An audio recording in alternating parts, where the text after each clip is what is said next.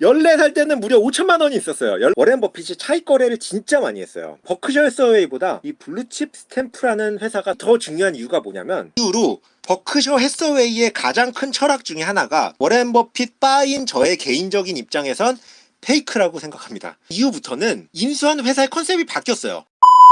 워렌 버핏 이야기는 유튜브 시작하면서 별로 왔었어요. 제가 워렌 버핏의 완전 인터뷰와 과거 자료와 모을 수 있을 만큼 다 모으고 관련된 책들도 진짜 몇 번씩 읽을 정도로 너무 빨아서 어떻게 다뤄보면 좋을까 싶었는데, 어떻게 할 생각이냐면요, 오늘 워렌 버핏의 처음부터 끝까지를 한번 대충 다뤄볼 거예요. 일반적으로 아시는 내용도 말씀을 드리겠지만, 모르지만 중요한 내용을 중심으로 말씀을 드릴 생각이고요. 그리고 워렌 버핏이 각 나이별의 현재 가치로 얼마를 모았는지도 이번 영상에서 같이 다룰게요. 그리고 나서 워렌 버핏의 딜들을 파트너십 때부터 지금까지 하나하나 다 분석하는 영상을 한번 만들어 볼까 생각은 하고 있어요. 네, 워렌 버핏이라고 태어날 때부터 할아버지로 태어난 건 아니에요. 워렌 버핏도 이렇게 애기였던 시절이 있었답니다. 워렌 버핏 할아버지가 식료품 가게를 했었거든요. 할아버지에게 코카콜라를 6팩을 사다가 25% 마진을 붙여서 동네에 판매를 한 기염적인 일을 6살 때 벌였었어요. 한 요정도 나이 때?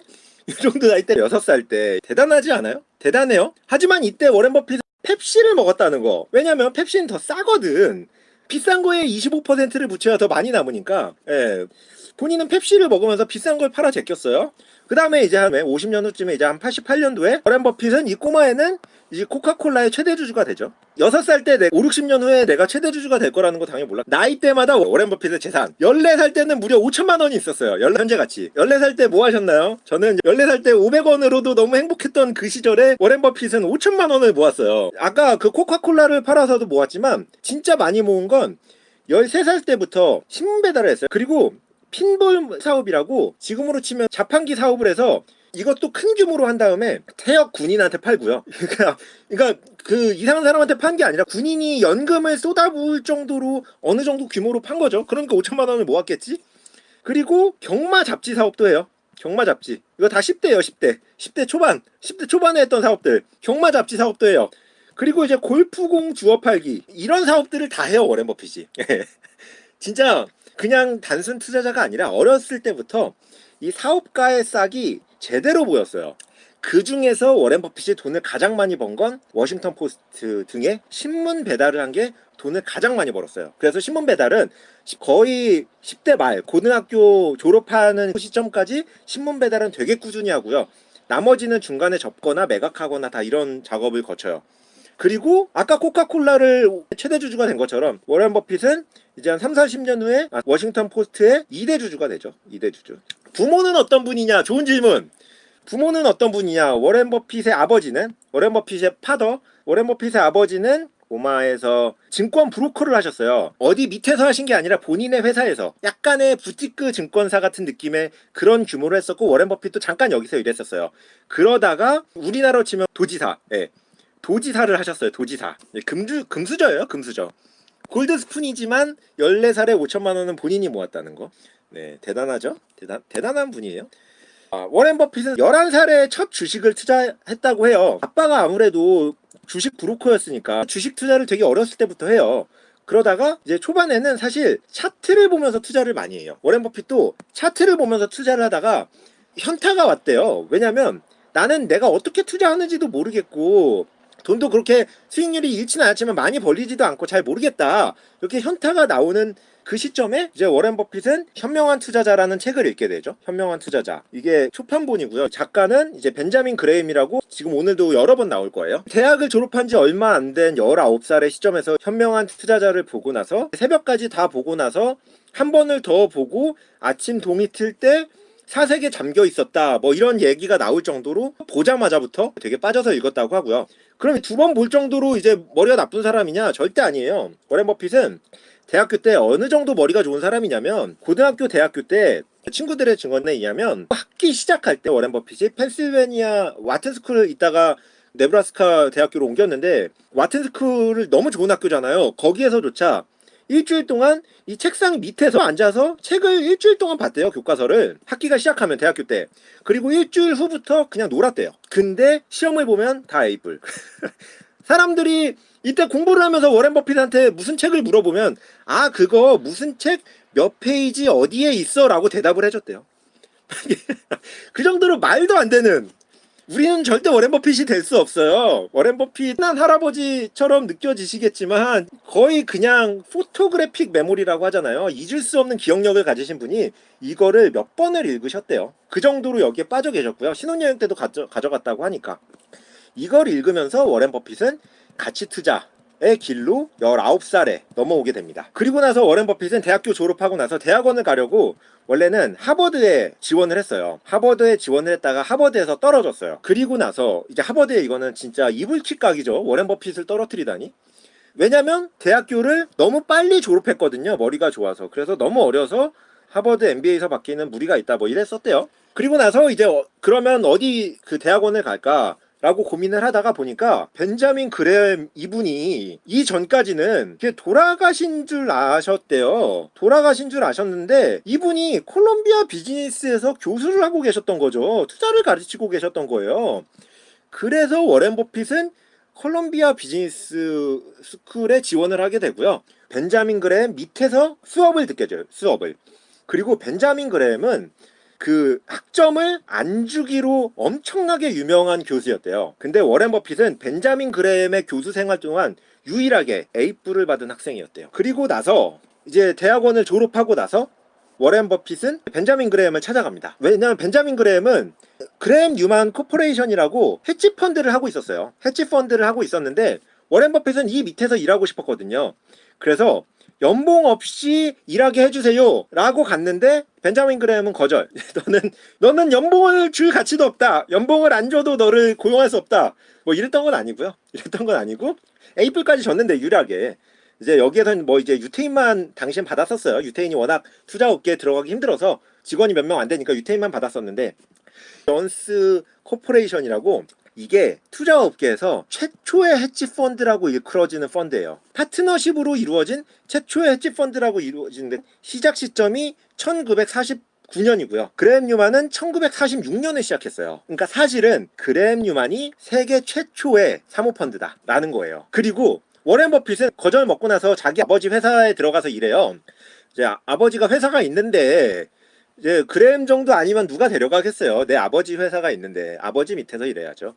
뭐 큰 회사는 아니었어요. 그래도 어쨌든 아버지 밑에서 일하다가 그레엄이 너 와라 라고 하니까 다 쪼로록 54년도에 쏙 들어가요. 그리고 나서 안타까운 게 56년도에 그레엄 뉴먼이 회사를 접어요. 접을 때 그레엄 뉴먼은 워렌 버핏한테 너 이 회사 네가 맡아서 해라. 내가 너 2인자 시켜줄게 라고 했어요. 이게 1인자였으면 워렌 버핏 갔을 수도 있는데 이제 그레엄 뉴먼에 이 뉴먼이 있거든요. 그레엄 뉴먼이 왜 이제 이름이 그레엄 뉴먼이라면 아까 이 현명한 투자자는 Security Analysis라고 증권 분석이라는 책의 서민판, 서민들도 이해할 수 있게 내가 쉽게 써준다라고 해서 벤자민 그레엄이 만든 거고요. 이 증권 분석 Security Analysis는 이 그레엄과 뉴먼이 공동 저자예요. 그래서 두 분이 저 책 시크릿 아날리시스를 쓰시고 이 회사를 만든 거거든요. 근데 그 뉴먼의 아들은 이 회사에 관심이 많았어. 이 회사 밑에서 일했어. 그래서 그레엄도 워렌 버핏한테 널 1인자로 시켜주기엔 너도 네 아빠 밑에서 일했으니까 알겠지만 요 아들이 1인자잖아. 그러니까 네가 와서 2인자 해라 라고 한 거예요. 근데 이제 워렌 버핏은 여기서 이제 한 3년 일해보고 이것도 이 일한 기간도 너무 재밌는데 이거 나중에 제 영상 하나로 따로 다뤄볼게요. 많이 배웠어. 그래서 이제 저는 2인자 하느니 안 합니다 라고 해서 나오고 그레엄 뉴만은 이제 조금씩 자취를 감추게 되죠. 그리고 나서 워렌 버핏은 56년도에 버핏 파트너십을 만들게 됩니다. 근데 사실 처음에 만들었던 이름은 버핏 파트너십이 아니에요. 버핏은 처음에 버핏 어소시에이시라는 걸 만들고요. 그 다음에 이런 식의 파트너십을 7개를 만든 다음에 이 7개를 버핏 파트너십이라는 이름으로 1962년도에 합치고요. 돈 얘기를 계속 안 했네? 적어놓고 돈 안 했어. 현명한 투자자를 읽을 19살에 워렌 버핏의 자산은 1억이었고 대학교 들어가는 20살에 50%를 벌어서 1.5억이 됐어요. 현재 가치로. 그리고 4년 후에 그레엄 뉴만에 입사할 때 1.5억이 이제 7억이 돼요. 그러니까 어마어마한 수익률이죠. 4년 만에 5배를 벌렸어요. 7억이 2년 만에 이제 16억이 되죠. 16억이 돼요. 도대체 나는 이 나이 때 얼마를 갖고 있었나. 와 좋다. 26살에 16억. 워렌 버핏이 그레임 뉴먼에서 나와서 오마로 돌아왔을 때거든요. 이때 워렌 버핏은 사실 바로 파트너십을 만들지 않았어요. 워렌 버핏은 이 16억으로 나는 이제 평생 먹고 살 수 있어. 내가 개인적으로 내 돈만 굴리면. 그러니까 나는 로스쿨 가야지 라고 하면서 로스쿨을 준비했어요. 이거 진짜 인터뷰에서 딱 한 번 얘기한 거라서 아는 사람 몇 명 없을 거예요. 로스쿨을 준비했어. 그러다가 어떤 일이 벌어졌냐면 아빠가 주식쟁이잖아요. 워렌 버핏 아빠가 하워드 버핏인데 야 너 그 재능 썩기 아깝다. 그리고 벤자민 그레햄도 너 그 재능 썩기 아깝다. 참고로 말씀드리면 워렌 버핏의 첫 번째 아들 이름이 하워드 그레햄 버핏이에요. 예. 하워드 그레햄 버핏이 워렌 버핏 첫 번째 아들 이름이거든요. 이렇게 영향을 많이 끼친 이 두 분이 파트너십 해봐라 라고 하신 거예요. 그리고 이제 아빠가 내가 내 돈이랑 우리 누나 돈, 내 동생 돈 이렇게 합쳐서 지금 돈으로 현재 돈으로 한 10억 정도 모아줄게. 그러니까 너가 갖고 있는 이 16억이랑 요 10억이랑 합쳐서 파트너십을 만들어라 라고 했어요. 근데 워렌 버핏의 선택은 뭐였냐? 그러면 10억을 주시면 제가 여기다 100만 원만 넣을게요. 이걸로 파트너십 만들고 이거는 혹시 제가 파트너십 망할 수도 있으니까 이거는 제가 안전자산으로 혼자 개인적으로 할게요. 이게 버핏의 선택이었어요. 그러니까 버핏은 파트너십과 아예 분리를 하면서 그 자기 삶의 안전판을 만들어 놓고 파트너십을 가족돈 10억. 야, 어떻게 가족돈도 이렇게 그냥 막 줄 수 있는 돈이 10억이나? 그냥 줄 수 있는 돈만 10억을 그냥 선뜻 10억 줘볼 테니 해볼 텨라고 해서 파트너십을 만드셨고, 이 수익률이 좋으니까 벤자민 그레햄이 그레햄 뉴먼 파트너스에서 돈 맡겼던 분들이 나가실 거잖아요. 이때마다 버핏을 추천했어요. 그러면서 이 파트너십의 자산은 엄청나게 늘어나게 돼. 왜냐면 벤자민 그레햄이 사모펀드 1세대니까 여기서 추천해줬는데 이 업계의 영향력이 바로 생긴 거예요, 그냥. 그래서 버핏은 벤자민 그레햄 뉴먼을 이 젊은 시기에 그만둬서 이 고객을 다 끌어다 준 것만으로도 진짜 엄청난 운을 타고나신 분이에요. 예, 근데 뭐 단순히 운은 아니죠. 그만큼 엄청난 투자를 하셨죠. 그리고 보면은 이제 그레임 뉴먼 때도 그레임 뉴먼이 딱 요런 형식의 주주서한을 매년 보냈어요. 그래서 워렌 버핏은 아주 똑같은 양식의 이제 이름 있고 주소 있고 여기 날짜 있고 투 누구 지금 여기 캡처에 안 나오는데 요것도 똑같고 요 1번 요 간격까지 모두 다 똑같은 이 양식으로 주주서한을 만들어서 워렌 버핏도 뿌렸고요. 그리고 넥스트 워렌 버핏이라고 말하는 많은 사람들이 이 주주서한을 베껴서 내거든요. 근데 이거 가지고 사람들이 많이 비꼬거든요. 이거 따라하지 마라. 근데 욕할 게 없는 게 워렌 버핏도 이거 베낀 거라서 뭐 이런 건 크게 욕할 건 없고, 워렌 버핏은 이때 파트너십을 어떻게 운영했냐라고 보면 첫 번째 제너럴, 두 번째 워크아웃, 세 번째 컨트롤, 이 세 가지로 운영했어요. 이 세 가지로 운영했는데 제가 시가벗 영상을 한번 올렸었는데 그거 보시면 그 자산주 투자를 하지 말라고 말씀드렸잖아요. 왜냐면 그레햄과 워렌 버핏의 자산주는 이 세 가지 방법은 그레햄 때 똑같이 썼던 거를 워렌 버핏이 파트너스에서도 똑같이 썼던 거였거든요. 이 이름도 똑같아. 이름도 자산주를 그레햄과 워렌 버핏이 투자할 수 있었던 건 이거를 인수할 수 있기 때문이고, 인수할 수 없는 우리들은 이 자산 가치에 대비해서 투자하면 안 된다라고 말씀을 드렸잖아요.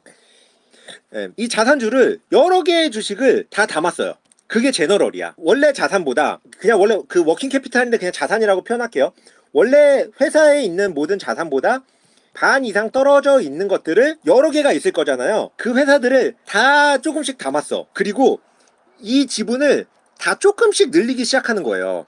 그러다 보면 누군가는 오른단 말이에요. 제가 그래서 포트폴리오를 하라고 꼭 말씀드렸잖아요.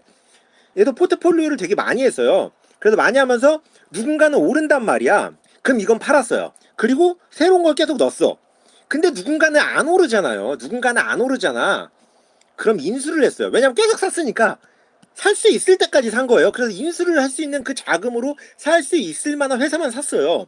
그래서 인수를 하면 그게 컨트롤인 거예요. 그러니까 제너럴이 이 시가벗이고요. 그러니까 담배꽁초 투자고, 컨트롤이 이 담배꽁초 투자에서 인수한 것들을 컨트롤이라고 표현을 했어요. 그럼 이제 워크아웃은 뭐냐라고 보면, 제가 알비트리지라고 차익거래, 저도 예전에 차익거래 많이 했다고 말씀을 드렸잖아요. 워렌 버핏이 차익거래를 진짜 많이 했어요. 차익거래를 진짜 많이 했는데 그거를 이제 워크아웃이라고 표현을 한 거예요. 이거를 말씀을 드리기 위해선 헤지펀드에 대해서 아까 제가 시간 때문에 넘겼던 거를 아주 살짝 다시 한번 말씀을 드려보자면, 이 헤지펀드가 그 전에 있는 일반 펀드와 다른 점은 뭐냐면, 첫 번째 파트너십이에요. 그러니까 사모펀드예요.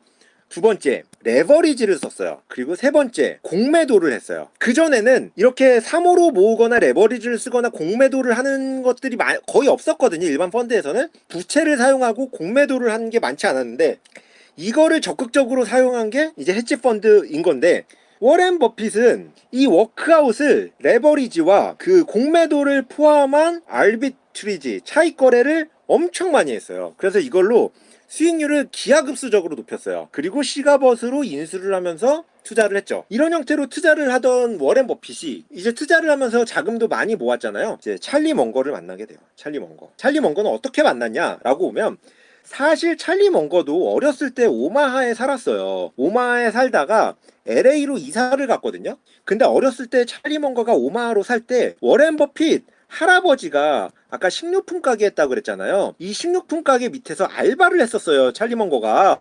근데 그때는 서로 몰랐어요. 그때는 서로 몰랐고, 근데 그럼 언제 알았냐라고 보면, 오마하에 살았으니까 오마하에 사는 사람들도 찰리 먼거를 아는 사람들이 있을 거잖아요. 워렌 버핏이 돈을 구하려고 오마에 이곳저곳 사람들한테, 돈 많은 사람들한테 PT를 하고 돌아다니는데, 한 사람이 워렌 버핏이 PT하고 있는데 아내만 앞에서 듣고 어떤 남자는 뒤에서 그냥 거의 자고 있는 거예요. 근데 워렌 버핏이 PT를 마치자마자 워렌 버핏은 속으로 이 사람들은 투자 안 하겠다라고 생각했는데, 이 자고 있던 남자가 갑자기 벌떡 일어나더니 내가 10억 투자하겠소 라고 하신 거예요. 그래서 워렌 버핏이 너무 이상하잖아요. 그래서 왜 투자하세요? 라고 하니까, 당신을 보니까 내가 알고 있던 찰리 먼거가 생각나는데, 이 찰리 먼거가 너무 똑똑해. 근데 너랑 얘랑 비슷한 거 보니까 너도 엄청 똑똑할 것 같아서 내가 투자해 라고 얘가 말한 거예요. 그러니까 워렌 버핏이 얼마나 궁금하겠어. 이 답변 들으면 되게 궁금할 것 같잖아요. 나는 네가 찰리 먼거랑 되게 비슷해 보여서 10억을 투자할게 라고 말하는 자체가, 이 답변이 너무 궁금할 거잖아요. 그래서 그 뒤로 이제 서로 연락을 했는데 이제 서로 잘 통한 거지. 근데 그때 찰리 먼거는 뭐 하고 있었냐라고 보면, 찰리 먼거는 변호사예요. 변호사고, 변호사를 했다가 지금 돈으로 100억을 부동산 개발로 모았어요. 부동산 개발로 지금 돈으로 100억. 어마어마하죠, 찰리 먼거도. 지금 돈으로 100억을 부동산 개발로 모으고, 부업으로 하면서요. 부업으로 하면서 부동산 그 100억을 모으고 나서 이거 변호사 일을 할까 말까 고민하고 있는데, 그 시점에 이제 워렌 버핏이랑 만난 거예요. 그래서 워렌 버핏이 만나보니까 서로 잘 통하니까, 너도 이거 투자해봐라. 너 잘할 거다. 워렌 버핏이 찰리 먼거가 한 7살인가 많거든요. 형도 잘할 거야. 내가 돈은 더 많지만 형도 잘할 거야 라고 하니까, 찰리 먼거가 보니까 나보다 7살 적은 애가 내가 100억 벌어서 짱인 줄 알았는데, 이건 29살이 아니에요. 더 나중 일이에요. 29살 때는 60억이 있었어요. 29살 때 60억이 있었어요. 돈도 많았다. 어떻게 29살에 60억이 있니?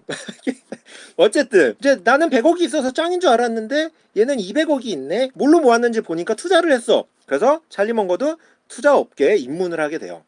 그러면서 이 두 사람은, 워렌 버핏은 오마하, 찰리 먼거는 LA에 머물면서 이 먼 거리임에도 불구하고 서로 거의 매일 통화를 하게 되고요. 그래서 버크셔 해서웨이를 보면, 나중에 말씀드린 시즈 캔디도 그렇고 블루 스탬프도 그렇고 여러 회사가 캘리포니아에 있는 진짜 알짜배기 회사를 엄청 많이 갖고 있거든요. 왜 캘리포니아에 있는 알짜배기를 버크셔 해서웨이가 가질 수 있었냐라고 보면, 이거 다 찰리 먼거가 딜소싱 해온 거거든요. 그만큼 대단한 사람이에요. 참고로 찰리 먼거가 만든 그 로펌이 이 캘리포니아에서 순위권에 드는 로펌이에요.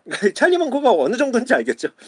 이제 부동산에 뛰어들어서 어렸을 때 100억을 모으고 변호사를 하면서 로펌을 하나 심심해서 만들었더니 캘리포니아에 있는 순위권에 있는 로펌 중에 하나가 됐고, 투자에 뛰어들어서 봤더니 나중에 버크셔 해서웨이의 부회장이 돼서 투자업계를 지배하고 뭐 이런 사람이에요. 찰리 먼거는 제가 나중에 한번 반드시 다룰 거예요. 저는 워렌 버핏만큼이나 찰리 먼거를 좋아해서. 그리고 이제 63년도가 됐을 때 워렌 버핏은 33살의 나이에 한 200억을 갖게 돼요. 이 속도가 말이 돼? 26살에 16억인데 29살에 60억, 33살에 200억. 이 속도로 늘어날 수 있었던 이유가 사실 워렌 버핏이 남의 돈을 맡았기 때문이에요. 남의 돈. 이 버핏 파트너십이 워낙 수익률이 좋았고요. 여기서 나오는 거에 6% 초과 수익의 25%를 수수료로 가져갔거든요. 그래서 이것 때문에 엄청나게 돈을 많이 벌었어요. 네, 어쨌든 아까 제가 시거벗, 제너럴에서 컨트롤로 인수하는 걸 말씀을 드렸잖아요. 버크셔 해서웨이가 딱 그거였어요. 워렌 버핏은 버핏 파트너십에 있을 때 그 섬유 공직 회사를 되게 좋아했어요. 그러니까 섬유 공장 회사를 몇 번을 샀다가 분해해서 팔고 샀다가 팔고 막 이걸 몇 번 했어요. 그러니까 괜찮잖아. 그러니까 왜냐면 당시에 섬유 공장이 자산 가치에 비해서 되게 쌌거든요. 싸게 거래됐거든. 그래서 워렌 버핏이 눈길을 돌린 게 이제 버크셔 해서웨이. 왜냐면 버크셔 해서웨이는 당시에 섬유 회사인데 진짜 북미에서 손꼽히는 큰 섬유 회사 중에 하나인데 이 섬유 회사를 정리하면서 자사주를 매입하고 있었거든요. 당시에 자사주를 매입하는 회사가 많지 않았거든요. 당시에는 지금이랑은 분위기가 틀려서 자사주를 매입하는 분위기가 많지 않았는데 버크셔 해서웨이는 이 공장을 정리하면서 자사주를 매입해주고 있었어요. 공개 매수로. 그래서 워렌 버핏은 이제 이걸 보고 아 내가 요거 사서 얘네들이 자사주 매입해줄 때 팔아야겠다 라는 컨셉으로 버크셔 해서웨이에 들어갔어요. 그래서 62년도에 이제 7달러부터 매입을 시작했고요. 그리고 63년도에 그냥 모으다 보니까 최대 주주가 됐어요. 우선 최대 주주가 됐어. 경영권은 없었고요. 그러니까 합치면 다른 데가 더 많았어요. 그래서 경영권은 많은 그쪽이 갖고 있었고요. 그리고 이제 64년도에 이제 최대 주주니까 얘네들은 자사주를 사주잖아요. 그래서 버크셔 해서웨이에서 워렌 버핏한테 찾아와서 나 너 좀 떨어내고 싶다. 너 얼마면 떨어질래? 라고 하니까 나 너무 오래 기다렸어. 7불에서 너무 오래 기다려서 그냥 11.5불만 줘. 얼마 안 되죠. 이거 2년인데 지금 얘 자산 늘어나는 거 봤잖아요. 2년인데 이 정도 수익이면 워렌 버핏도 진짜 양보한 거예요. 워렌 버핏이 생각하는 거의 최고의 미니멈의 가치로 11.5불만 주면 내가 내 주식 다 팔게 라고 경영진하고 합의를 봤어요. 서로 악수를 나누고 이렇게 사라졌어요. 그리고 2주일 후에 버크셔 해서웨이에서 자사주를 매입하겠다라고 공시를 했는데 이제 11.375주 와 요거 얼마 벌겠다고 요거 얼마 차이 난다고 분명히 버크셔 해서웨이 경영진은 그 생각이었겠죠. 야 너 이만큼 기다렸는데 이만큼 기다려서 너 미니멈으로 준 거 다 아는데 너 요거 조금 한다고 네가 안 팔어? 팔겠지? 빨리 이거 팔고 나가라는 생각이었겠죠. 근데 이 당시에 워렌 버핏은 아까 말했잖아요. 회사를 사서 쪼개 팔고 막 이런 거 했던 사람이에요. 이런 거 했던 사람이라 이 주당 이거 내린 거 금액을 떠나서 이 자존심이 허락을 안 한 거지. 그래서 워렌 버핏이 한 일은 뭐냐? 너 이거 너 이거 나 안 해. 그리고 내가 이거 다 살 거야. 그래서 워렌 버핏의 이제 2인자한테 찾아가요. 2인자. 이거 2인자한테 찾아가서 야 내가 너 대표 시켜줄 테니까 우리 이거 회사 먹자. 대표 시켜줄 테니까 우리 이거 회사 먹자. 라고 둘이 이제 산책을 하면서 이걸 하고 이 최대 주주였으니까 나머지 거 다 모은 사람들과 좀 비슷한 정도 최대 주주였거든요. 이 제3자의 지분을 설득을 해가면서 이 워렌 버크셔 해서웨이의 경영권을 가지고 오게 되죠. 그리고 이 2인자한테 약속대로 대표를 시켜주게 됩니다. 그러니까 함부로 건들면 안 돼요. 지금의 그 온자였던 워렌 버핏이 아니에요. 이게 미소 아니야. 꼴리면 그냥 회사 인수하는 사람이에요. 워렌 버크셔에서 잘못 대들었다가 회사를 버핏 파트너십한테 다 넘겼죠. 버핏 파트너십한테 다 넘기고 이 워렌 버핏은 이제 그 다음에 엄청난 딜을 가져오게 됩니다.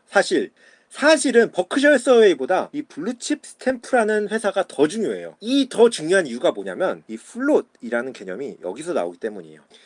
참고로 블루칩은 워렌 버핏이 발견한 회사가 아니에요. 아까 했던 찰리 먼거가 처음에 발견을 해서 5%인가를 가지고 이때 5%면 거의 최대 주주에 육박했거든요. 일부러 정부가 주주를 쪼갠 회사라서 이 5%인가를 가지고 찰리 먼거가 회장에 올라와 있던 회사였어요. 근데 어떤 회사였냐라고 보면 우리나라로 치면 OK 캐시백의 오프라인 버전인 거예요. 오프라인 버전. 그러니까 우리가 상점 같은 데 가서 스탬프 모아놓으면 스탬프를 상점에서 내면 다시 이 스탬프 금액만큼 할인해주는 OK 캐시백의 오프라인 버전이에요. 그럼 이 플롯이 뭐냐라고 보면 플롯이 뭔데 이게 그렇게 중요한 거냐라고 보면 플롯이라는 건 돈을 먼저 받아서 나중에 주면 돈을 이 회사가 들고 있잖아요. 예를 들면 이 블루칩 스탬프 같은 경우에 보면 물건을 사서 할인받을 때마다 상점에서 금액의 일정 부분을 블루칩 스탬프 회사한테 준단 말이야. 그러면은 예를 들면 10원씩 계속 주면 이게 한 1,000원이 쌓여야 얘가 사용할 수 있으니까 1,000원이 모이기 전까지는 여기만 500원, 600원 이렇게 쌓일 거잖아요. 이 사람이 또 워낙 많으니까 돈을 먼저 받고 나중에 줄 때 이 회사가 돈을 들고 있는 이 기간이 되게 길었던 거죠. 그래서 이 들고 있는 이 기간이 이건 사실 부채잖아요, 부채. 왜냐면 나중에 줘야 되니까. 하지만 이자가 전혀 나가지 않은 부채, 그리고 이 영업상 충분히 예측이 가능한 부채, 이자가 전혀 나가지 않고 캐시플로우가 예측이 가능한, 그리고 어마어마하게 큰 부채를 플롯이라고 하거든요. 이 플롯이 블루칩 스탬프에는 어마어마했던 거죠. 그리고 찰리 먼거와 워렌 버핏은 이걸 본 거예요. 이 플롯의 가능성을 보고, 야, 우리 이거 100억에 인수하면 부채가 200억이 있긴 한데 여기에서 돌아가는 플롯이 200억인데 이거는 사실 영업이 돌아가는 이상 이 200억은 계속 증가해. 오히려 내가 갖고 있는 거는, 그러니까 이 플롯의 금액도 증가할 거잖아요. 이 영업이 커지면 커질수록. 그러니까 나는 이게 부채긴 하는데 이 부채의 캐시플로우를 예측할 수 있고 사업이 돌아가면 돌아갈수록 이게 증가하는 이 플롯이 100억짜리 회사에 300억이 있어. 그러면 워렌 버핏과 찰리 먼거는 뭘 했냐라고 하면 이 회사를 산 다음에 이 300억으로 더 좋은 회사를 산 거죠. 그럼 더 좋은 회사를 100억 주고 샀으니까 이 수익률은 어마어마해질 거잖아요. 이자도 안 주는 금액이니까.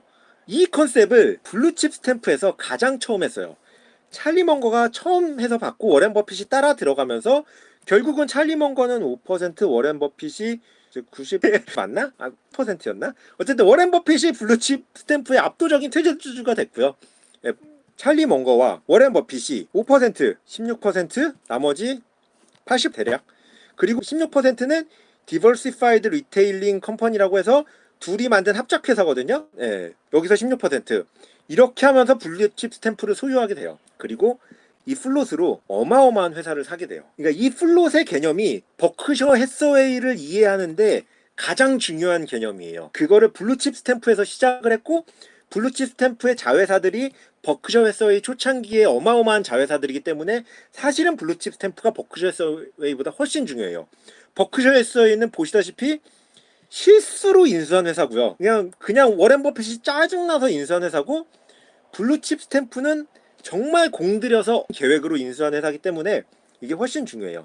그럼 이 플롯의 개념이 블루칩에서 시작을 했는데, 블루칩의 단점은 뭐였냐면 아까 말씀드렸지만 먼저 받아서 나중에 들어가는 이 플롯은 이 사업이 커지면 커질수록 이 플롯도 늘어나잖아요. 투자금, 내 투자금이 점점 늘어나는데 플롯이, 이 사업이 줄어들면 줄어들수록 이 투자금이 줄어든단 말이야, 플롯이.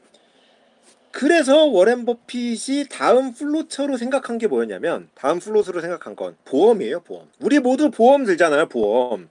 우리 모두 보험을 매달 몇만 원씩 내는데 나중에 언제 받을지 모르잖아요. 언제 받을지 모르잖아. 근데 처음에 엄청 내잖아요. 그 금액은 다 보험사가 들고 있단 말이야. 이 플롯, 게다가 엄청난 성장 사업이에요. 이 당시에 보험인 지금까지 이렇게까지 클 줄은 이 당시 사람들은 많이 몰랐겠지만 워렌 버핏은 알았겠죠. 엄청난 성장 사업이었어요. 근데 플롯이 있고 성장 사업이다, 눈 돌아갈 수밖에 없죠. 워렌 버핏이 이 블루칩 스탬프는 플롯은 어마어마한데 성장이 떨어지는 산업이라서 너무 싫었잖아. 이것 때문에 그나마 여기에 좋은 자회사가 많았는데도 골치 아팠는데, 보험회사는 플롯도 있는데 성장 산업이야. 그럼 얼마나 좋겠어요. 말도 안 되는 거지. 플롯이 풍부한 이 성장 산업, 보험사를 버핏은 째려보게 된 거죠. 버핏은 째려봤는데 이 내셔널 인데니티는 누가 만들었는데 그분이 정직한 사람인데 매각의 의지가 전혀 없어. 근데 이 사람이 마음이 가끔씩 왔다 갔다 했었대요. 워렌 버핏의 말에 의하면 이분이 1년 동안 딱 2주일 정도는 회사를 매각하고 싶다라는 생각이 들었대요. 그래서 워렌 버핏은 여기 사람을 하나 붙여서, 야, 너 이 대표님이 이 2주의 구간이 왔을 초입에 나한테 전화를 주면 내가 막 달려가서 이거 살게 라고 했어요. 그래서 이분은 워렌 버핏한테 전화를 줬죠. 그래서 워렌 버핏이 바로 달려가서 이 대표님하고 이제談판을 뜹니다. 이게 달려가서 얼마에 파실래요? 계약서 없이 얼마에 파실래요? 얼마에 살게, 얼마에 팔게요. 오케이, 핸드쉐이크 딜. 너 정직하지? 끝. 이러면서 사요. 진짜 대박이죠. 그럼 무슨 돈으로 사냐? 워렌 버핏은 운도 좋게도 버크셔 해서웨이를 사자마자 2년 동안 10년 동안 안 왔던 섬유 호황기가 와요.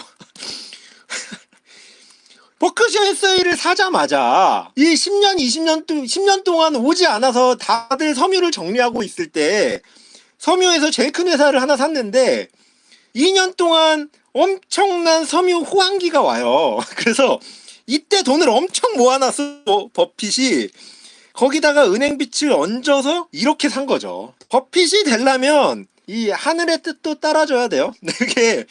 이게 금수저에 포토그래픽 메모리에 하늘의 뜻까지 게다가 엄청난 통찰력 모든 걸 따라줘야 이제 버핏이 될 수 있어요. 근데 이게 워렌 버핏의 악수 보험사는 이 버크셔를 키운 핵심이거든요. 근데 이 핵심을 사실 워렌 버핏은 버핏 파트너십이 있었고 버핏 파트너십이 버크셔 해서웨이를 3분의 1을 들고 있었단 말이에요.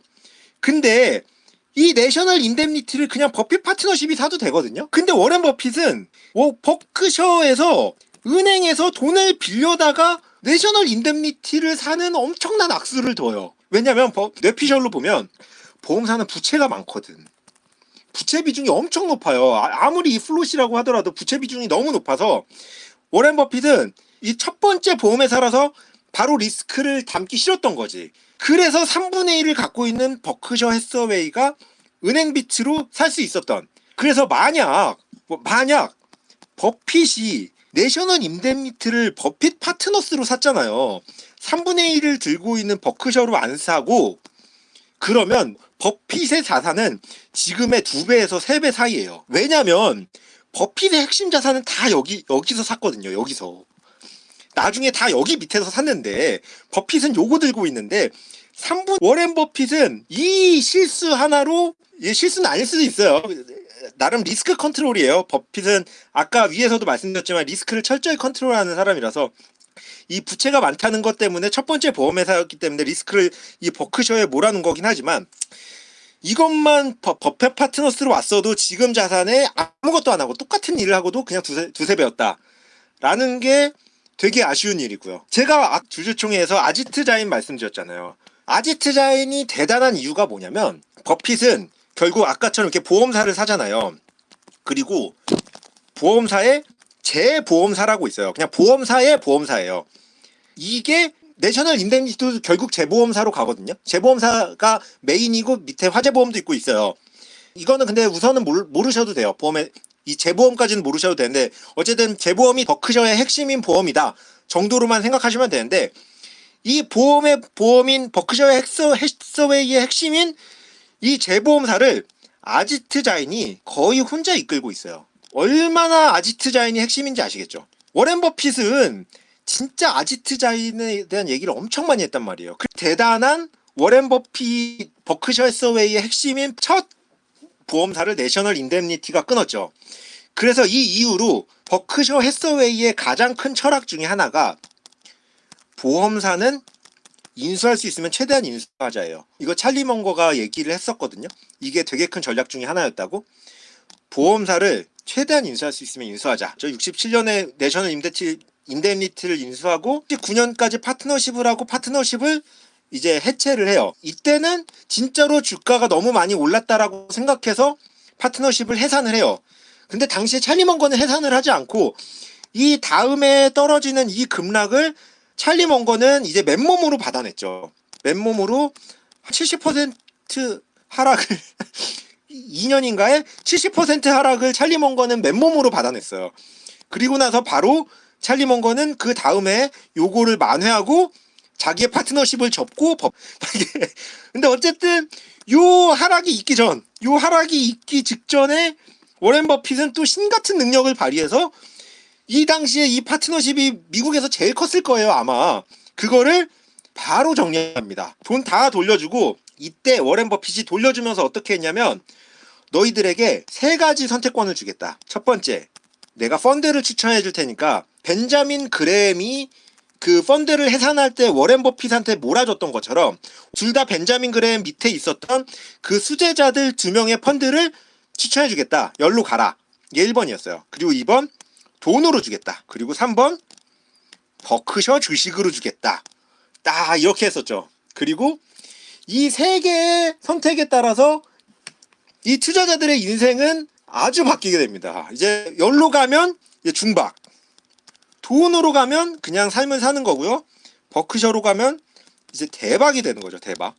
이 세 가지의 선택권을 주게 되고, 워렌 버핏은 그 3번을 선택한 사람의 돈과 합쳐서, 아까 워렌 버핏과 찰리 먼거가 같이 만든 회사도 있다고 했잖아요. 디버시파이드 리테일링. 사실 지금 제가 운영하는 회사 이름을 이걸로 할까 저 되게 고민했었거든요. 디버시파이드 리테일링. 왜냐면 이게 워렌 버핏이 만든 첫 번째 회사이자 유일한 회사예요. 그래서 내가 내 회사 이름을 디버시파이드 리테일링으로 하면 참 의미 있겠다 싶어서 이걸 고민하다가 이제 하지 않았죠.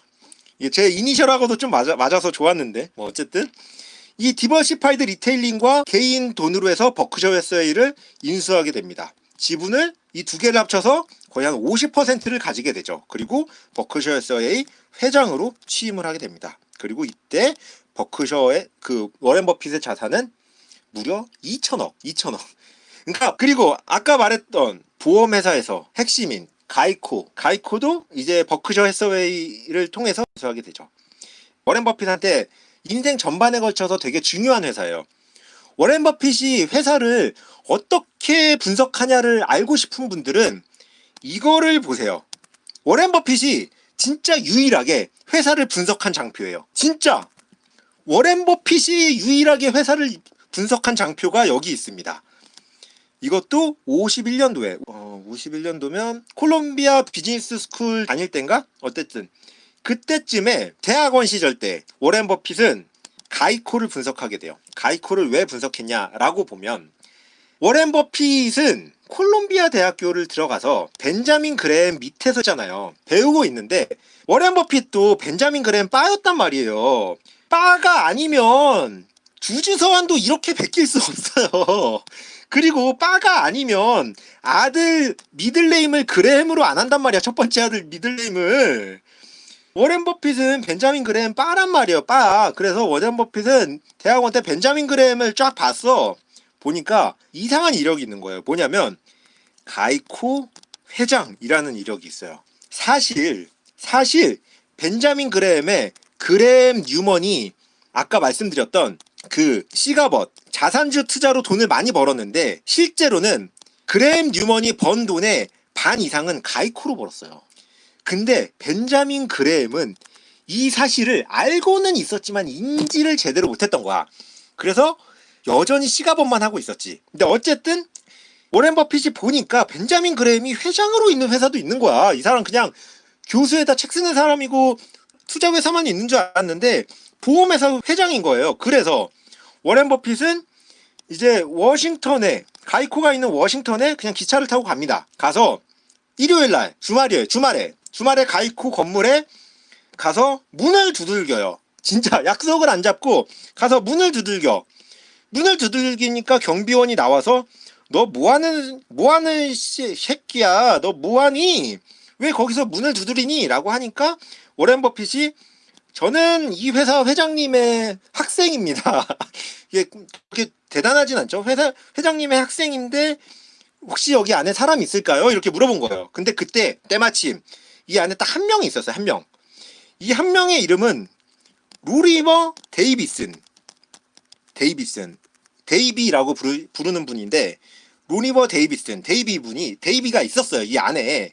그래서 그래, 한 명 있으니까 이분이랑 얘기하다가 라고 해서 워렌 버핏이 이 데이비랑 4시간을 얘기하고 가이코에 빠져서 당시에 워렌 버핏 전체 재산의 75%를 가이코에 투자를 합니다. 그리고 반년 만에 2배 벌고 나와요. 엄청나죠? 엄청나요? 75%를 투자해서 반년 만에 2배 벌고 나왔어요. 그리고 참고로 요 로리머 데이비스는 나중에 워렌 버핏이 가이코를 인수하거든요. 나중에 워렌 버핏이 가이코를 인수하는데 로리머 데이비슨이 바로 CEO가 됩니다. 참 인생 세모. 이때 과연 로리머 데이비슨이 워렌 버핏을 내쳤으면 CEO가 될 수 있었을까?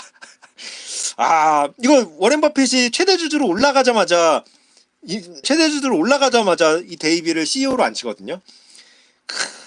이 데이비는 이때 요거 상담 한번 잘해주고 내부에서도 되게 평판이 좋긴 했어요.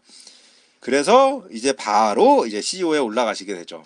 이제 그리고 이제 워렌 버핏은 어쨌든 이때 가이코로 한번 벌어먹었어. 어렸을 때 벌어먹고 시간이 지났는데 이제 샘 뉴먼도 없어지고 지분도 잘라지고 했는데 가이코라는 회사가 망하게 생겼어요.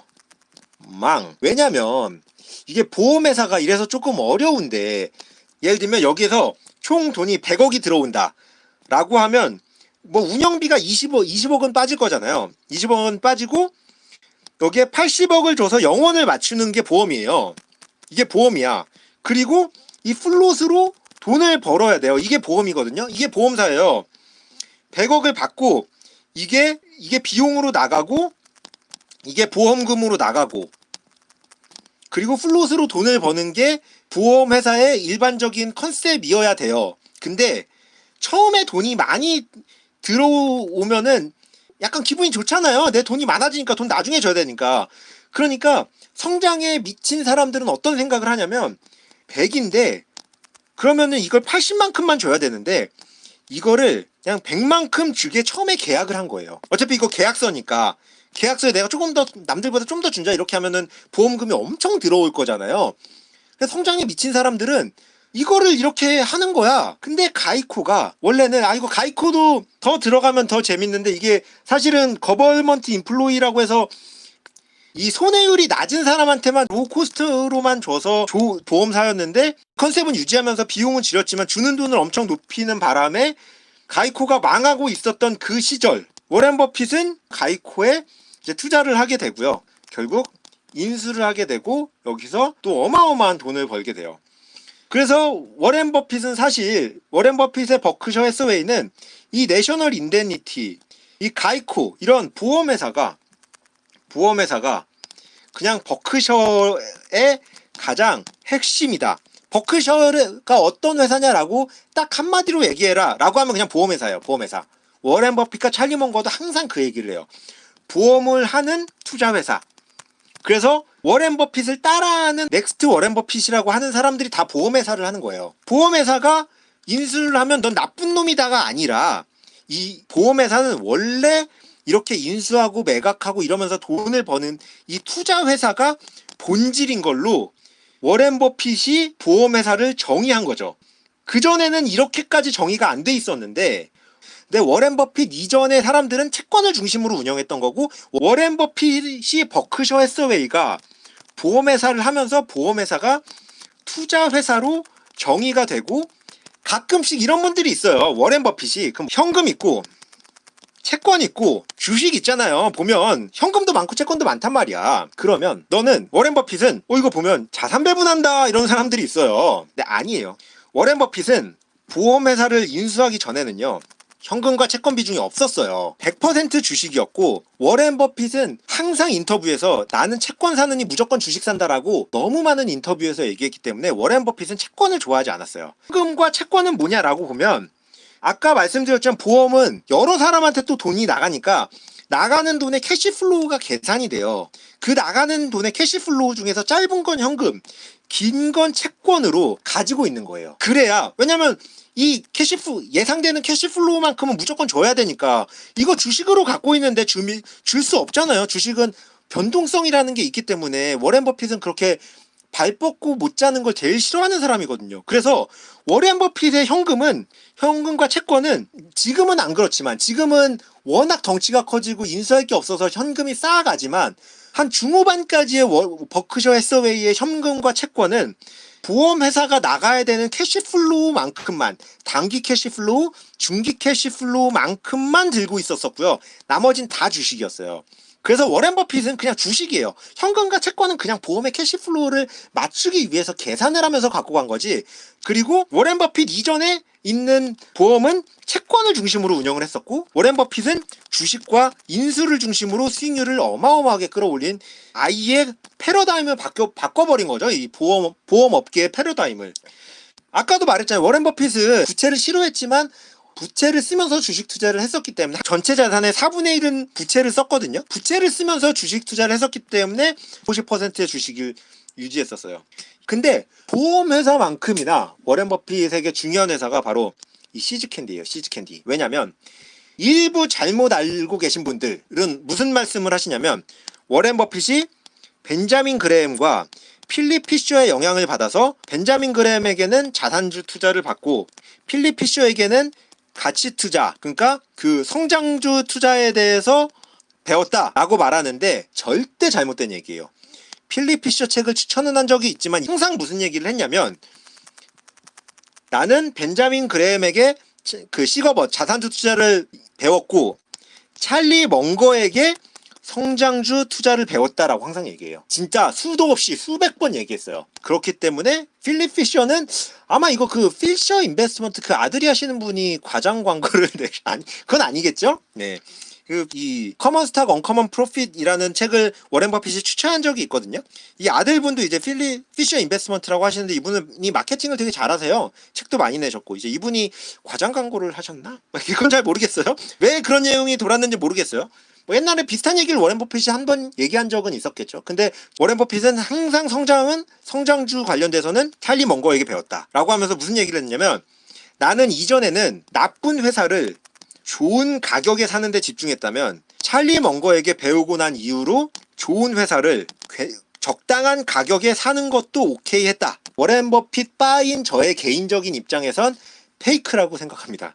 오히려 저는 15% 벤자민 그레햄, 85% 찰리 멍거라고 생각해요. 지금의 워렌 버핏은. 그만큼 찰리 멍거가 대단해요. 예. 워렌 버핏의 지금 투자 스타일은 15%? 아니다. 5% 벤자민 그레햄, 95% 찰리 멍거 같은 느낌이에요. 오히려. 찰리 멍거의 스타일에 거의 완전 다가가 있어요. 참고로 말씀드리면 찰리 멍거는 엄청 집중 투자를 했고요. 초기 워렌 버핏과 벤자민 그레햄은 분산 투자를 했어요. 워렌 버핏은 찰리 멍거를 만나고 투자 스타일도 완전 집중 투자로 바뀌거든요. 그러니까 워렌 버핏은 찰리 멍거의 영향을 엄청나게 받았어요. 그 중에서 가장 처음 한 게 시즈캔디. 이게 캘리포니아 1위 초콜릿 회사거든요. 그 고속버스 터미널에 5년 전에 들어왔어요. 그래서 고속버스 터미널에서 한번 맛보시면 진짜 맛있어요. 저는 그 전에 주주총회에서 한번 먹어보고 고속버스 터미널에서도 나오자마자 바로 먹어봤는데 진짜 맛있어요. 근데 어쨌든 시즈캔디 이전에는 아까 말씀드렸다시피 자산 가치의 반 이하로 떨어진 걸 샀잖아요. 시즈캔디가 처음으로 자산 가치의 3배 되는 걸 샀어요. 3배 되는 거. 원래 자산 가치도 안 사고 반 이하가 돼야 사는 사람인데 자산 가치의 3배를 샀어요. 어마어마하죠. 어마어마해요. 그리고 이거를 이제 내가 기억이 안 나는데 몇백억 주고 샀거든요. 몇백억 주고 샀는데 이게 한 20년 동안 버크셔 해서웨이에 벌어준 돈이 몇 조. 현찰로 벌어준 돈이 몇 조. 1점 몇 조였나? 2조였나? 이게 15년인가 20년 동안이에요. 재무제표 비중을 절 준 게 아니에요. 성장주 투자라고 재무제표 비중을 덜 주는 게 아니고요. 그냥 자산주가 아니라 다른 거에 집중을 한 거죠. 그것도 역시 재무제표를 봐야 돼요. 재무제표는 무조건 봐야 되는 거예요. 재무제표 뭐 성장이라고 재무제표 안 보고 이런 거는 아예 말이 안 되는 소리예요. 그러니까 몇백억에 사서 20년 동안인가 몇 조를 벌어다 줬어요. 현찰로만. 어마어마한 거예요. 어마어마한 거. 이때도 사실 워렌 버핏은 찰리 멍거 아니었으면 시즈캔디를 인수하지 못했어요. 인수하지 못했던 이유가 찰리 멍거는 무조건 사자였고 워렌 버핏은 내가 요 3배, 이 3배가 아닐 수 있어요. 대충 감이 3배 정도였어요. 2점 몇 배였을 수도 있고 어쨌든 그 배수보다 조금만 높아져도 나 안 산다 라고 선언을 하고 찾아갔어요. 근데 얘네가 이것보다 좀 더 높은 가격을 부른 거예요. 그때 찰리 멍거의 말 무조건 사야 된다. 버핏아 사자 형만 믿어. 워렌 버핏은 아씨 이거 나 안 살 건데 이거 내 기준에서 좀 비싼데 찰리 멍거 믿어 해서 샀어요. 그리고 나서 몇백억으로 산 게 이제 20년 동안 몇 조를 벌어다 준 거죠. 현찰로만. 참 어마어마해요. 이게 아니었으면 제가 다음에 말하는 여기에서 버크셔 해서웨이는 망했어요. 그리고 시즈캔디를 샀기 때문에 이 버크셔 해서웨이의 시그니처 투자 중 하나인 코카콜라도 살 수 있었었고요. 이건 직접 되게 여러 번 얘기했어요. 시즈캔디를 사지 않았으면 코카콜라를 절대 살 수 없었다. 왜냐면 성장하는 회사를 비싸게 사는 거에 대해서 첫 번째 투자였고 여기에서 아까 말씀드린 것처럼 말도 안 되는 그냥 숫자로 계산할 수 없는 어마어마한 수익률이 나왔기 때문에 이걸 다른 데서 할 수 있었거든요. 제가 이번에 코카콜라는 제대로 안 다루는 건, 코카콜라를 이 시기에 다루는 건 가치 투자를 하는 사람으로서 되게 이해하면 투자하는데 너무 필요한 일이거든요. 그래서 제가 코카콜라는 나중에 따로 다뤄볼 거예요. 코카콜라를 제가 워렌 버핏이 투자한 거 하나하나에 대해서 다뤄볼 거지만 코카콜라에 대해서도 다뤄볼 거라서 이번엔 이 정도로만 하고 넘어갈 거고요. 근데 이때 시즈 캔디를 인수하지 않았으면요, 이 다음에 망했어요. 언제 망했냐면 버크셔에서는 망했어요. 버팔로 뉴스를 인수할 때 망했어요. 버팔로 뉴스를 인수했을 때 버크셔 해서웨이가 엄청난 어려움을 겪었어요. 이 인수 스토리를 말씀을 드리면 워렌 버핏이 워낙해서 지금 제가 짧게 말씀드린다고 엄청 짧게 말하고 있는데도 이거 어떻게 할 수가 없네. 근데 이거는 진짜 해야 돼. 이거는 해야 돼서, 예, 통신사를 이해하는 건 버크셔 해서웨이를 이해하는데 또 너무 중요해요. 이거를 이해하지 않고 버크셔 해서웨이가 이해가 안 돼요. 왜냐면 이 신문사와 통신사에서 버크셔 해서웨이는 정말 가장 많은 돈을 벌었어요. 그 시작 시점 중 하나가 워싱턴 포스트였어요. 워싱턴 포스트 배달을 했었잖아요. 이거를 2대주주까지 샀어요. 이때 워렌 버핏의 컨셉을 다시 한번 말씀을 드려보자면, 이때 워렌 버핏은 시즈 캔디의 맛을 막 들였을 때예요. 시즈 캔디의 맛을 막 들였을 때인데 신문사가 그렇게 좋은 상황이 아니었어요. 왜냐면 당시에 신문의 수익은 신문을 구독하는 구독자들한테 돈을 받고요, 광고로도 돈을 벌거든요. 여기에 신문에 광고가 실리잖아요. 당시 신문에는 비중이 이게 훨씬 높았어요. 구독자에서 오는 매출과 이익률이 훨씬 높았어요. 이게 첫 번째. 그리고 두 번째, TV가 등장한 거야. TV가. 야, 이거는 TV 시절에 인터넷이 등장한 것과 비슷한 효과예요. TV. 엄청나죠. 신문이 이 상황이었어요. 워렌 버핏의 해법은 뭐였냐? 우선 광고가 늘어나는 걸 본 거예요. 워렌 버핏은 이 구독자가 아니라 광고가 신문의 메인이 될 거라고 무조건 생각했고요. 신문회사가 TV를 인수하면 된다라고 생각했어요.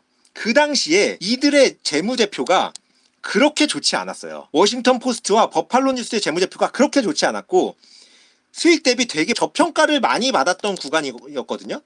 저평가를. 근데 워렌 버핏은 여기에 성장하는 느낌이 확 보였어요. 도시에서 신문사는 무조건 한 개밖에 살아남을 수 없다. 그리고 큰 도시는 2개까지 가능하다. 하지만 웬만한 도시는 1개가 끝이다. 이거를 워렌 버핏은 검증을 했어요. 뭘로 검증을 했냐? 오마하 선이라는 신문사를 버핏 파트너십 때부터 갖고 있었어요. 오마하에 있는 되게 작은 신문사를 버핏 파트너십 때부터 샀어요. 그래서 이 신문사를 보고 나니까 이 신문 지면이 어차피 구독 금액은 비슷한데 신문 지면을 늘리려면 광고가 많아야 신문 지면이 늘어나거든요. 근데 광고가 많으려면 구독자가 많아야 페이지 수가 늘어나고 거기에 광고가 많아지고, 페이지 수가 늘어나는 건 광고가 많아진다는 뜻이지만 컨텐츠도 많아진다는 뜻이거든요. 그러니까 신문은 2가지가 있는 거예요. 1등과 2등이 있다고 봤을 때 1등은 점점 구독자를 높여가면서 컨텐츠 숫자와 광고 숫자가 많아지는 거고, 2등은 점점 1등보다 컨텐츠 숫자를 많이 만들기 위해서는 비용을 더 들여야 되는데 그러면 회사가 장기적으로 많지 않을 거라고 생각하고 큰 도시에만 2등까지 가능할 거다라고 예측을 한 거예요. 그래서 1등에 한 거죠. 이거 되게 인터넷이랑 비슷하지 않아요? 나는 워렌 버핏이 이때 인터넷으로 넘어오지 못한 게 그래서 너무 아쉬워요. 워렌 버핏은 이때 신문사를 바라본 시각이 인터넷을 바라보는 시각과 너무 비슷한데 인터넷 때 제대로 넘어오지 못한 게 개인적으로 너무 아쉬운데, 어쨌든 이때 이 생각을 한 거예요. 지금 우리 인터넷 회사를 바라보는 관점을 워렌 버핏은 신문사를 바라보면서 했던 거지. 신문 광고가 많이 붙지 않으면 신문 페이지 숫자에 제한이 되니까 광고가 많이 붙어야 컨텐츠가 많아지고 이 선순환이 무조건 도는 거예요. 그래서 이 광고가 많아지면서 컨텐츠가 많아지는 이 선순환을 1등은 얻을 수 있고 나중에는 결국 구독자료가 아니라 광고로 돈을 벌 거다. 이 예측을 오마하 선을 보면서 이 가정을 세웠고요. 그리고 워싱턴 포스트를 2대주주로 올라가고 버팔로는 뉴욕주에서 되게 큰 도시거든요. 이거를 인수하면서 증명하고, 예전에 제가 디즈니 때 말씀드렸던 캐피탈 시티즈 ABC 이런 회사들도 워렌 버핏이 최대주주였거든요. 이런 걸로 버크셔 해서웨이가 돈을 정말 어마어마하게 벌었죠. 근데 여기서 왜 망할 뻔했냐라고 얘기를 한다면, 원래 워렌 버핏은 버팔로 뉴스를 워싱턴 포스트한테 줄라 그랬어요. 이거 버팔로 이 큰 도시에서 1등하고 있는 회사다. 2, 3등 곧 있으면 없어지니까 워싱턴 포스트가 사라 라고 했는데, 워싱턴 포스트, 이름 까먹었다. 여자분도 되게 중요한데, 어쨌든 이 여자분이 버팔로 뉴스는 노조가 너무 세서 안 살래요 라고 하면서 거부를 했어요. 그러니까 워렌 버핏, 아까 말씀드렸잖아요. 워렌 버핏은 액티비스트였어. 회사 쪼개 팔던 사람이었단 말이야. 노조 괜찮아요. 워렌 버핏이 이 순진한 할아버지가 아니에요. 노조 같은 거 엄청 잘 다루거든요. 사람들 그냥 막 잘해요, 워렌 버핏. 그래서 노조 있어도 괜찮아, 나 뭐 버팔로 살래 이러면서 산 거예요. 근데 노조가 생각보다 너무 강한 거야. 거의 우리나라 현대차급인 거야. 그래서 노조가 거의 생산을 막다시피 버팔로 뉴스를 망가뜨렸어요. 워렌 버핏이 산 다음에, 회사를 사고 나면 직원분들은 약간 기회다라고 생각하시나 봐요. 이때도 그랬던 것 같아요. 그래서 노조들이 지랄을 했네? 거의 생산을 막다시피 해서. 그래서 2등이 엄청 치고 올라왔어요. 거의 점유율이 비슷해지는 수준까지 올라왔어요. 이때 버크셔는 거의 버크셔 전체 자산의 4분의 1을 넘게 베팅했거든요. 이거 망가지면 진짜 큰일 나는 수준이었는데, 이때 버크셔, 워렌 버핏의 선택은 무엇이었나? 워렌 버핏의 선택은 무엇이었냐? 라고 하면, 노조야, 내가 시즈 캔디 재무제표 보여줄게. 우리 돈 이렇게 번다. 너희가 아무리 지랄해도 나는 버틸 수 있는데 2등이 1등 되는 순간 나 접는다. 그 전까지만 노조질 해라. 2등이 1등 되면 나 바로 접는다. 이렇게 해서 이 노조들이, 이거 보니까 돈 잘 벌거든. 시즈캔디 보니까 돈 엄청 벌고 있거든. 그래서 굽히고 들어가서 그런 얘기도 했었대요. 이 워렌 버핏이 그 휴가를 가 있을 때 찰리 먼거가 전화 와서 우리 내일 버팔로 접자 뭐 이런 내용 이야기를 했다고 할 정도로, 거의 접기 일보 직전에 1등을 뺏기기 전에 버팔로 노조들하고 타협을 해서 버팔로가 1등을 지키면서 2등은 지금 이제 다 망했죠. 네, 다 망하고 이것도 이제 엄청난 성공을 거뒀어요. 이때 재무제표 보시면 이거 마이너스 엄청 났어요. 그 전에 버팔로 뉴스는 엄청나게 그러니까 4분의 1을 투자한 것도 투자한 건데, 이 마이너스 나는 걸 계속 메꿨거든요. 뭘로 메꿀 수 있었냐? 시즈 캔디 아니면 메꿀 수가 없었어요. 시즈 캔디에서 버는 돈으로 다 메꿨어요. 그러고 버팔로가 대박이 났거든요. 그리고 이 선순환을 타면서 통신주와 신문사주를, 방송사를 말도 안 되게 인수하고 사고 엄청나게 성장하는, 지금으로 치면 인터넷과 마찬가지거든요. 제가 나중에 이쪽 산업도 한번 또 다뤄볼 건데, 이때 당시에 이쪽 산업을 바라보는 시각도 되게 재밌어서 다뤄볼 건데, 다뤄볼 것만 많죠. 예, 이때 그 수혜를 엄청나게 얻었던 거죠. 그리고 나서 이제 그 당시는 이렇게 세 개로 나눠져 있었어요. 아까 말씀드렸던 블루칩 스탬프에서 밑에 시즈 캔디, 버팔로 뉴스가 다 있었고요. 블루칩 스탬프 밑에 어떻게 보시면 되냐면, 블루칩 스탬프와 버크셔 해서웨이 밑에 있는 내셔널 인데니티, 이 두 회사가 거의 모든 자회사를 거닐고 있었어요. 거의 모든 자회사를 거닐고 있었고, 찰리 먼거는 블루칩 스탬프 뭐 한 5% 들고 있었나 하고, 디버시파이드 리테일링 컴퍼니를 이거 한 30%인가 40% 들고 있었고, 버크셔 해서웨이도 아주 조금 들고 있었고, 이렇게 됐던 거였죠. 근데 이 세 개를 SE 조사가 와서 탈탈 털었어요. 왜냐면 지분관계가 너무 복잡하니까 뭔가 이상할 것 같은 거야. 그래서 증권거래위원회 같은 데서 나와서 탈탈 털었는데 너무 깨끗한 거예요. 진짜 이 정도로 털었는데 안 잡힐 수 없을 정도로 깨끗한 거야. 근데 그동안 이 둘이 좀 많이 시달렸어요. 왜냐면 이 둘이 이 헤드에 있다는 건 맞으니까.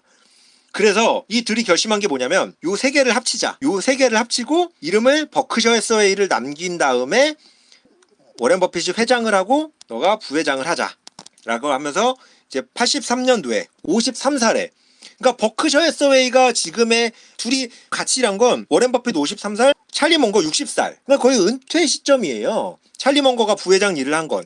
근데 찰리 먼거는 지금 부회장으로 알려져 있잖아요. 그렇기 때문에 이제 자기 사업을 하는 사람이 얼마나 긴 인생을 사는지 알 수 있겠죠. 뭐 저도 그래서 사업을 하는 거고요. 작지만. 그리고 이거는 이 주주총회, 지금 이 레전드가 된 버크셔 해서웨이 주주총회의 초창기 모습이에요. 당시 이제 워렌 버핏과 찰리 먼거가 이게 뭐 카페나 이런 데서 했었다고 해요. 앞에 서 있고 주주들은 앉아서 얘기를 듣고 질문과 답변을 하는 시간이었다고 하고요. 너무 길다. 요거 빨리 얘기할게요. 그리고 요거는 이제 그냥 보면은 버크셔 해서웨이가 통신주 이런 걸로 너무 많은 돈을 벌면서 이제 너무 커졌어요. 일정 규모 이상으로 커진 버크셔 해서웨이는 이전까지의 주문은 뭐였냐면 신문사도 성장을 위한 비용이 들어가지 않아요. 신문 몇 장만 덧보면 되는데 그거 종이값 얼마나 하겠어요. 이거 성장을 위한 광고인데 인터넷이랑 비슷한 건데 지금으로 치면 성장을 위한 비용이 뭐가 들겠어요. 성장을 위해서 비용이 절대 들어가지 않아요. 코카콜라는 나중에 말씀드리겠지만 단순히 제조업이 아니에요. 왜냐면 코카콜라는 이걸 다 아웃소싱하고 진짜 거의 브랜드 회사처럼 만든 거의 첫 번째 제조회사이기 때문에 코카콜라가 진짜 대단한 거거든요. 성장을 위해서 들어가지 않는 시스템을 만들었고 시즈캔디 역시 마찬가지예요. 여기는 그래도 조금 들었지만 거의 들어가지 않아요. 성장이 뛰어나지만 성장을 위한 돈이 들어가지 않는 게 워렌 버핏한테 왜 중요했냐면 그래야 남는 돈으로 투자를 할 수 있잖아요. 워렌 버핏은 투자자잖아. 기본적으로 투자자니까 돈이 안 들어가야 남는 돈으로 투자를 하지. 성장할 때 계속 돈이 들어가면은 내가 남는 돈으로 투자를 못 하잖아요. 그렇기 때문에 성장을 할 때 돈이 들어가지 않는 투자를 하반기까지 정말 지속했어요. 근데 어느 정도 규모가 오니까 이제 내가 투자할 곳이 없는 거야. 금액이 막 몇백조 갖고 있는데 어디다 투자하겠어. 그 뒤부터 한 일이 뭐냐면 성장하되 투자가 필수여서 이게 뭐 이것도 워렌 버핏이 한 말이거든요. 그러니까 내 경쟁력, 그냥 경쟁력을 생각하면 돼. 남들이 따라올 수 없는 경쟁력을 모시라고 가치 투자자들은 많이 해요. 워렌 버핏이 얘기를 너무 많이 해서 이 성장은 하되 이 성장에 투자가 필요하다는 그 사실이 경쟁력으로 다가오는 그 회사를 인수하기 시작해요. 그러니까 컨셉이 바뀌었어요. 엄청나게 성장한 이후부터는 이 인수한 회사의 컨셉이 바뀌었어요. 그 바뀐 게 이 에너지 회사, 철도 회사예요. 이 철도 회사는 제가 예전에 빌 에크만 할 때도 말씀드렸잖아요. 빌 에크만이 워렌 버핏이 이거 철도 회사 산 거 보고 나서 캐나다에 있는 철도 회사 사고 나서 턴어라운드 시켜서 엄청난 돈을 벌었잖아요. 이런 회사들은 이 에너지는 성장을 위해서 엄청난 돈이 다시 들어가거든요. 이것도 마찬가지예요. 어느 정도 규모 이상에는 이런 회사들을 운영할 수밖에 없었던 거예요. 너무 크니까 돈이. 그렇기 때문에 지금 미드 아메리카 회장인 그레그 아벨이 버크셔 해스웨이에서 엄청난 중요한 위치에 있는 거예요. 이 그레그 아벨은 미드 아메리칸 에너지, 지금 이름이 아마 버크셔 해스웨이 에너지로 바뀌었을 거예요. 여기에 총책임자를 되게 오랫동안 맡았거든요. 그리고 나서 이제는 보험이 아닌, 아까 핵심은 보험이라고 했죠. 보험이 아닌 모든 산업을 이 그레그 아벨이 맡았다는 건 이렇게 재투자를 할 수밖에 없는 그 규모로 올라갈 수밖에 없었던 버크셔의 입장이었고, 보험사를 맡고 있는 아지트 자인과 함께 양대 산맥으로 바이스 프레지던트를 맡고 있는지는 지금 이 규모의 버크셔 해서의 위치를 보시면 아실 수밖에 없는 내용이에요. 제가 시간이 없어서 점점 뒤에 건 대충을 하긴 했는데 이게 버크셔 해서웨이 50년 그래프거든요. 이거 저희 집에 이게 책자, 친한 동생이 이거 책자도 어디서 구해줘가지고 책자로 해서 이렇게 크게 해서 붙여놨는데 이걸 보시면 까만색이 버크셔 해서웨이의 그래프예요. 그러니까 65년 인수할 때부터 시작해서 이제 초반에 이제 블루칩을 샀을 거고, 이제 이번 거 오늘 한 거 그냥 다 정리하는 거예요. 이제 72년도에 시즈캔디를 사면서 이전과 이후에 워렌 버핏은 아예 다른 사람이 되죠. 아예 다른 사람이 돼요. 그리고 워싱턴 포스트와 버팔로 뉴스를 사면서 엄청난 성장을 거두고요. 가이코의 반을 사고 나머지 반을 사면서 보험업체를 제대로 만들고요.